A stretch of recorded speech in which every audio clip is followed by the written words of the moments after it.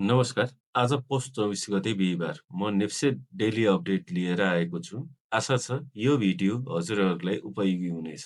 तपाईँ हेरिरहनु भएको छ आनन्द इन्साइट्स र आज हामी नेप्से इन्डेक्सको प्राविधिक विश्लेषण गर्दैछौँ। इएमआई को व्यवहार हेर्दा बजार सर्ट टर्मदेखि मिड टर्मसम्म आफ्नो एभरेजमाथि टिकिरहेको देखिन्छ। यसले हालको गिरावटलाई ट्रेन्ड रिभर्सल भन्दा पनि हेल्दी कन्सोलिडेसनको रूपमा संकेत गर्दछ। भोल्युमले बजारमा प्यानिक छैन भन्ने कुरा देखाउँछ। न त एग्रेसिभ सेलिङ देखिन्छ, न त ब्रेकआउट टाइप बाइङ। यसले बजार अहिले वेट एन्ड वाच मोडमा रहेको पुष्टि गर्छ।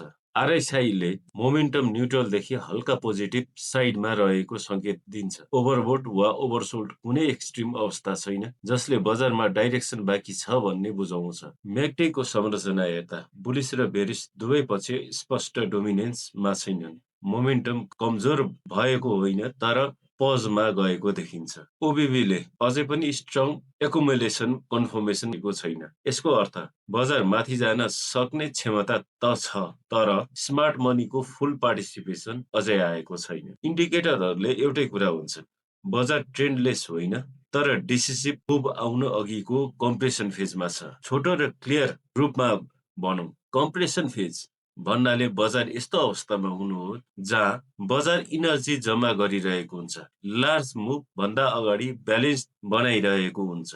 त्यसैले कम्प्रेसन फेज पछि प्राय स्ट्रङ ब्रेकआउट वा ब्रेकडाउन मध्ये कुनै एक आउँछ। अब हामी सपोर्ट र रेजिस्टेन्सको कुरा गरौँ। नेप्से अहिले 2640 देखि 2680 को प्रमुख रेजिस्टेन्स जोन भित्र ट्रेड भइरहेको छ, जहाँ बजारले बारम्बार रिजेक्सन पाएको इतिहास छ। जबसम्म यो जोन माथि एक्सेप्टेन्स आउँदैन, बजारमा कन्सोलिडेसन नै रहने सम्भावना देखिन्छ। तलतर्फ 2605 ले इमिडिएट सपोर्टको रूपमा काम गरिरहेको छ। यो लेभल तल ब्रेक भएमा बजार पुनः 2550 देखि 2580 को स्ट्रङ डिमान्ड जोन तर्फ जान सक्छ। 2550 देखि 2580 होल्ड राउन्जेल लङ टर्म स्ट्रक्चर कमजोर मानिँदैन। अब फाइनल कन्क्लुजनतिर लागौं। नेप्से अहिले टपमा पनि छैन, बटममा पनि छैन, डिसिजन जोनमा छ। 2680 माथि बजार टिक्यो भने अर्को बुल र्याली सुरु हुने संकेत हुन्छ।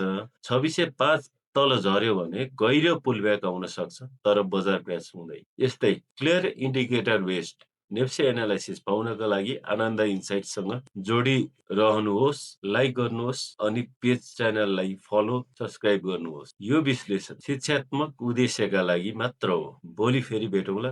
धन्यवाद।